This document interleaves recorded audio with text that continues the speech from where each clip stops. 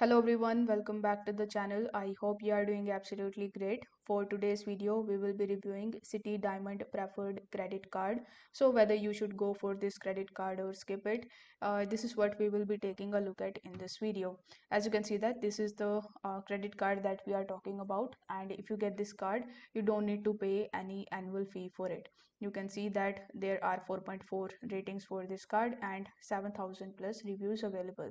With this card you will get low intro APR on purchases for 12 months. So from the date of the account opening, after that the variable APR will be 17.74% to 28.49% based on your credit worthiness.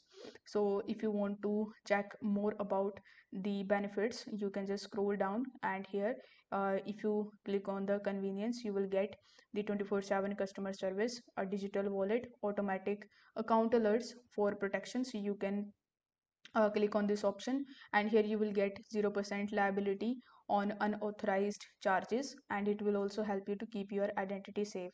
If you want to view other benefits, you will get Citi entertainment. You can even scroll down and read these FAQs, so you can just expand them and read the reviews. You will notice that there is no reward related information available.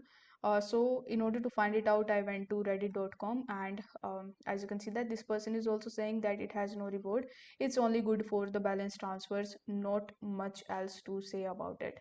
Let's see what the other people are actually saying about it. I used this card for balance transfer years ago and basically has set doormat save to for a few times. I got random 5% bonus offers on movies and restaurants.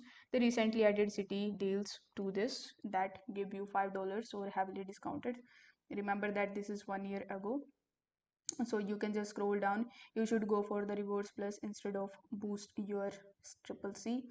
I had a horrible experience. They declined my card when I let them know my out of country travel dates. So I called them from a foreign country. So basically this card has very mixed reviews, so there is no um, rewards structure available for this card. However, you will get it absolutely for free.